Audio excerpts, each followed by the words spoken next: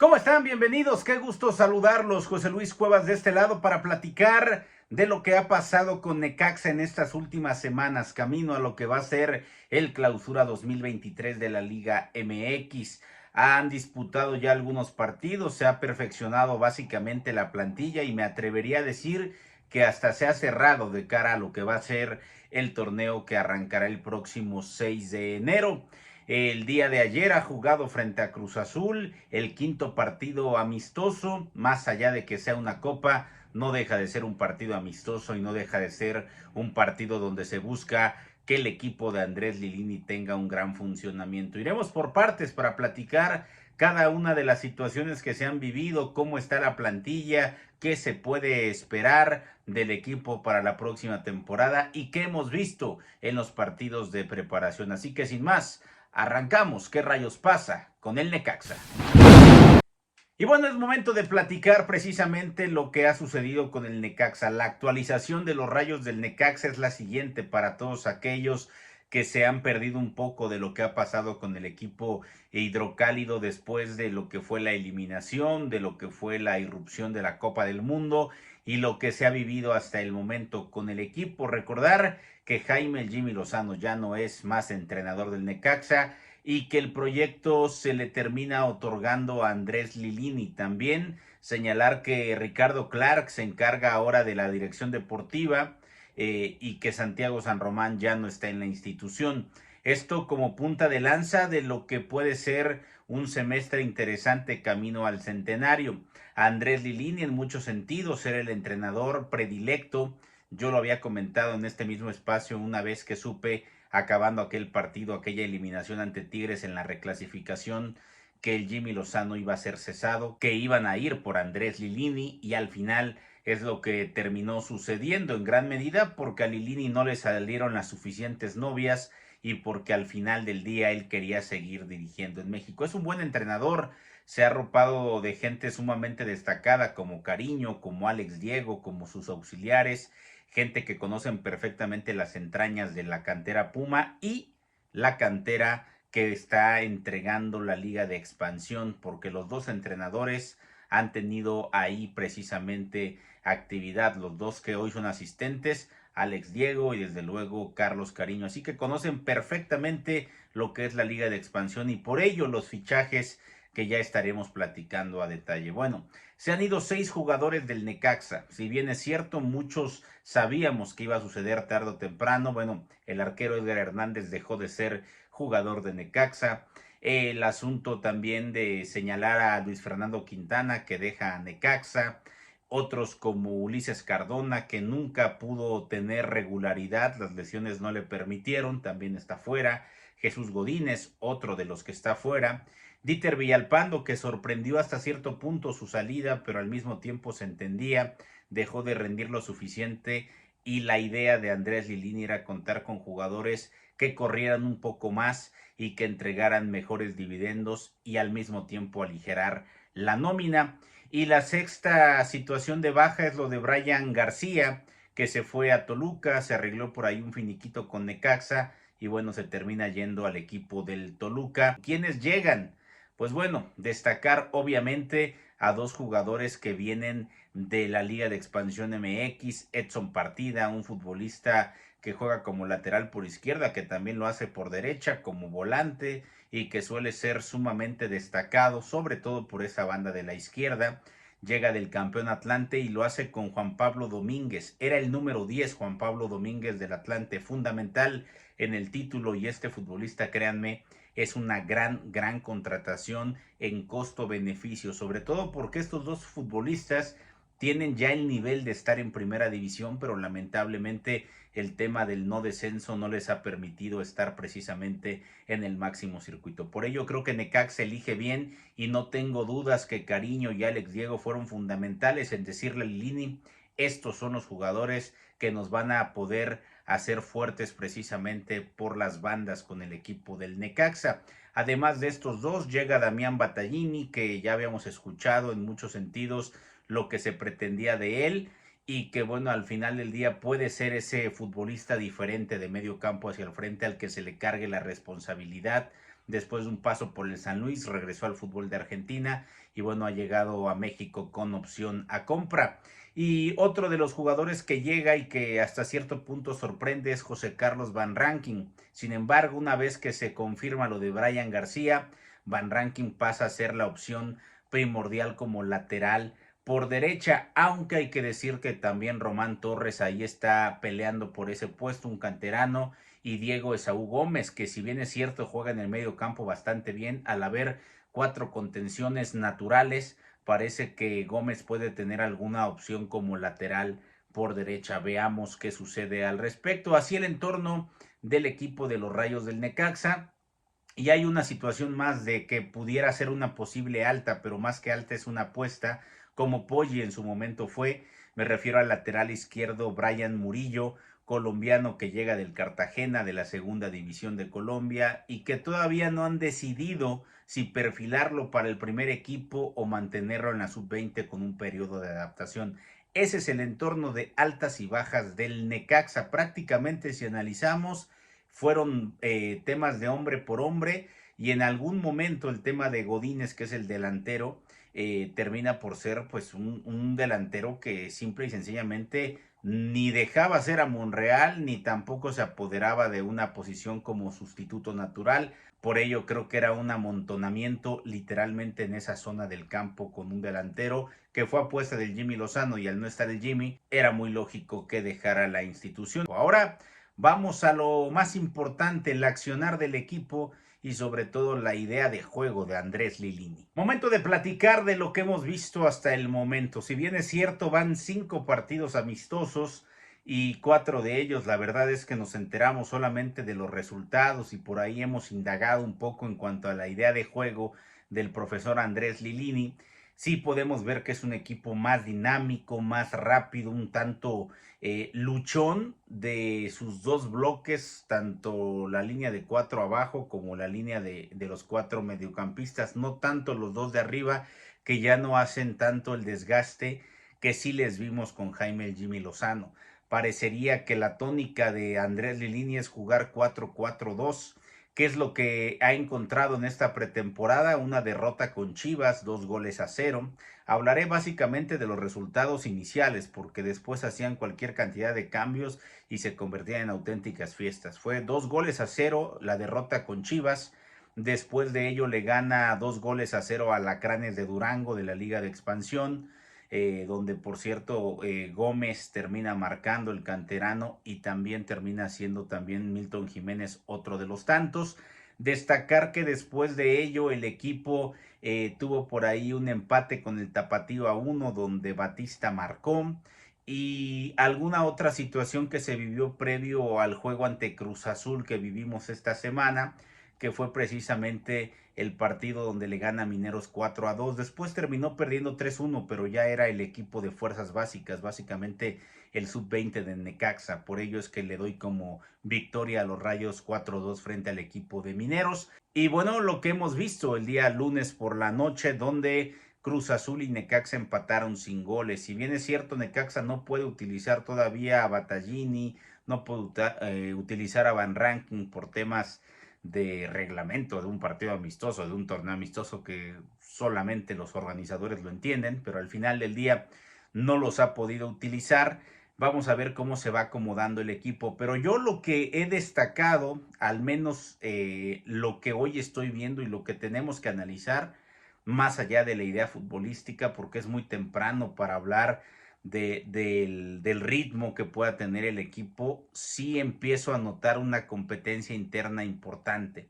Se sabía que Hugo González y que Malagón iban a pelear más que nunca por el puesto como arquero titular. Lamentablemente Hugo González salió con una molestia muscular que esperemos no sea grave y que pueda volver lo antes posible. Malagón hace una muy buena tajada en el partido, que creo que es la diferencia. Necaxa, la verdad, muy chato de medio campo hacia el frente, bien ordenado atrás. Creo que de alguna manera solventándolo con la memoria futbolística de tipos que se conocen bien, Alexis Peña con Formiliano, por una lateral les decía que vimos a Gómez teniendo ahí alguna actuación, Oliveros por la otra. Ojo con Oliveros y ojo con Lilini, aparentemente es 4-4-2.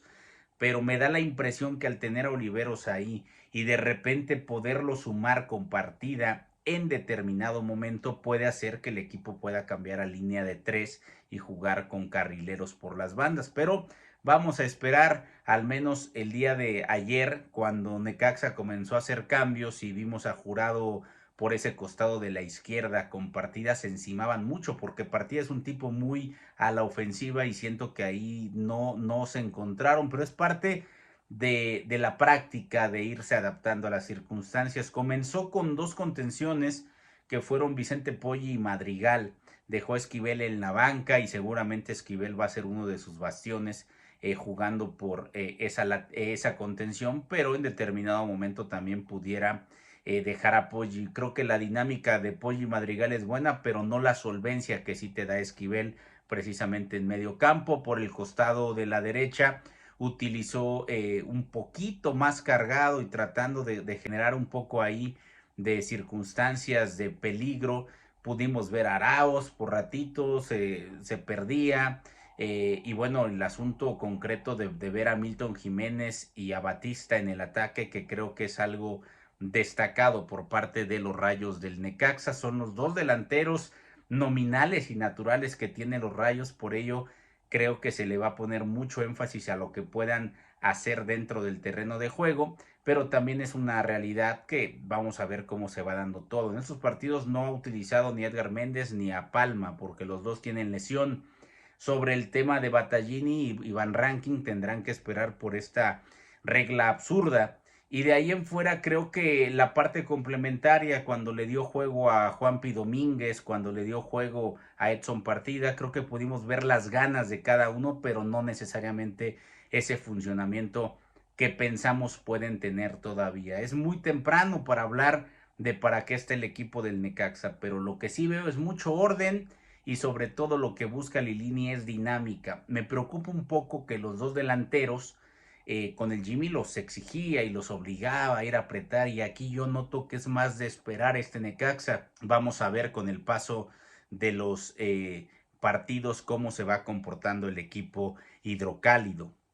Ahora, hablemos de los jugadores diferentes, los que tendrían que ser revulsivos y hasta cierto punto los que se carguen al equipo al hombro de medio campo hacia el frente para lo que va a ser precisamente la creación de jugadas de peligro. Creo que Brian Garnica es de lo mejorcito que tiene el equipo en lo desequilibrante, creo que va a ser titular. Creo que por el otro costado se abre por ahí el panorama con Battaglini, con Jurado, el mismo Domínguez creo que puede ser un jugador que al final del día terminen por ganarle el puesto, sobre todo a Ángelo Arauz. A mí Arauz no me termina de convencer y en un fútbol tan físico como el que hoy se disputa y si va a jugar con dos postes al frente que no se desgasten tanto, dos rematadores como Batista y como Milton, Arauz tiene que correr sí o sí o no va a poder de alguna manera convencer en este caso al entrenador en turno, ahora con Andrés Lilini. ¿Cuál sería para mí el 11 estelar de este equipo? Porque por ahí hemos investigado y difícilmente va a llegar alguien más. Creo que Necaxa va a jugar con un 4-4-2 y creo que es ahí donde Necaxa va a tener a Malagón o a Hugo. Creo que cualquiera de los dos, el que ande mejor, va a ser titular. Si me preguntan a mí, creo que a Lilini le gusta más Hugo, pero Malagón de alguna manera tiene la ventaja de estar físicamente bien. Después de ello, creo que Alexis Peña junto con Tito Formiliano serán los centrales por el costado de la derecha.